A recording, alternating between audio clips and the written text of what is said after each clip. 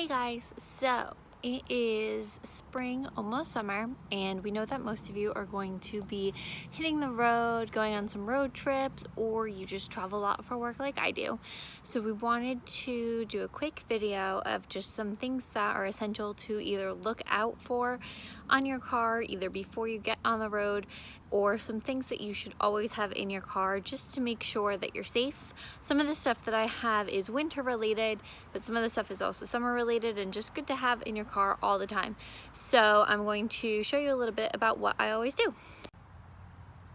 Okay, so the first thing that's really important is you want to make sure that your tires are in good shape before you can go on a long road trip. And my tires are actually, for the most part, in horrible shape. And I'm going to show this tire as an example because I need to get it done relatively soon. Don't worry about the rim and the wheel itself. We're focusing more or less on the tire. So if you look right here, let's see if I can get a better angle, so you can see that this tire has a bubble. So this is actually going to pop at some point, and what it's going to do is it's going to blow out the wall of my tire. This is from the Northeast roads, so it's from hitting potholes a lot or hitting things on the road. The dealer told me it's from hitting curbs, but I've hit curbs before. That's not what happens when I hit curbs. So it's most likely from hitting the pothole, and just what happens is you hit the tire, the pothole so much that the air just kind of bubbles up and it's going to blow out. And so this is going to cause a small hole, the air is going to leak, I'm going to get a flat tire. So now that I'm home over the next couple of weeks, I'm going to be able to get this tire fixed.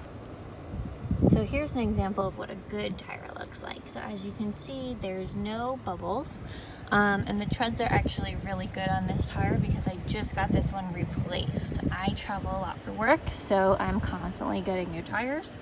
If you buy a car, if you go from a lease to a purchase, and you drive a lot, or if you're in the Northeast and you drive a lot, I recommend looking into the packages that they have where you get the tire warranty. It's definitely saved me a couple $100s in tires, but sometimes it doesn't necessarily cover things. And as you can see, this is from hitting a curb. So it doesn't go all the way to the tire itself, it's just a little nick. That's okay. Another thing that's important to do is make sure that you get your oil checked regularly. So I just had my oil changed. I get it done every time my little light goes on, but a lot of times your dealer or wherever you get your oil changed is actually going to give you the little sticker with the mileage or the recommended date and time when you should get it redone. If they don't, then your car, if it's a newer car, will actually have an alert and it'll tell you when to come in, and it's at the same time, so it's about 20% of the oil life left. Always go in and make sure that your oil is getting regularly changed. It's going to increase the vehicle life, it's going to make it last longer, and it's going to make your car run better. So make sure that you're staying up to date on that. Before, when I was first driving, I thought that I was able to get away without changing my oil regularly, and then my engine seized and started shaking while I was on the highway, and that was not fun. So pay attention to your car and change your oil regularly.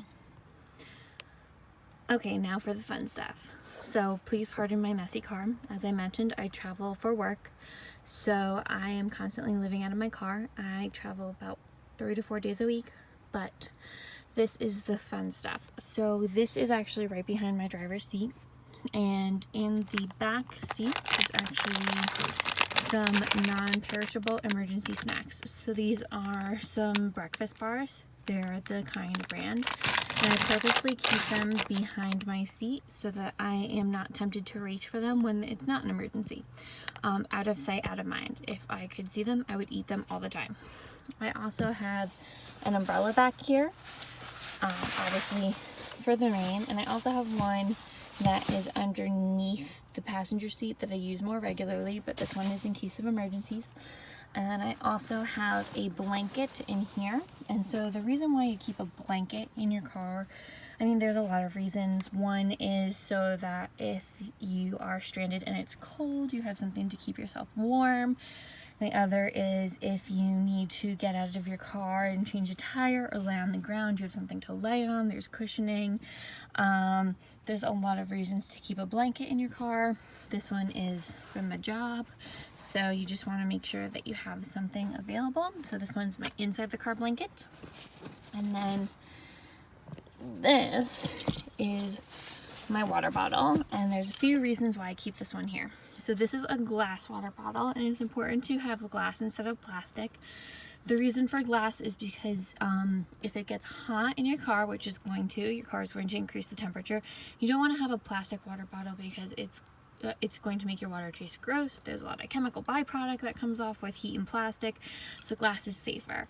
The second thing is this water bottle is actually filled with distilled water. So although it'd be safe for drinking if I was stuck in traffic, if I was stranded, if I needed water to survive, distilled water is great. But if my car started to, if my engine got on fire or something started flaming, I can use the distilled water to cool it down.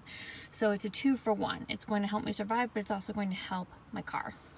And so I change this water probably about every single month. At the beginning of the month, so I just changed this. I just have distilled water at my house. I buy it in the gallons, so I'll just refill this, tighten it back up, and then I keep it right back here. Okay, and then lastly in my trunk, I have a few little nooks back here. So I have a bag for my dogs, because as I mentioned, they travel with me. This is like their little go bag. This is their bag of stuff that comes with me when we travel. It's like their overnight bag. And it has a collapsible water bowl for them, some extra food, extra treats, all that jazz. So normally I keep this in the car, and then when their food runs low, I'll just replace it. Same as the human go bags. If you don't have a go bag for yourself, you should look into that. And then, yes, I have Minnie Mouse ears in here. And then I have this little go box in here as well. So in my trunk, I have another blanket just in case I need a blanket in the back. I have a first aid kit. So this is a huge first aid kit. Let's see if I can do this with my left hand. It's got tons of goodies in here.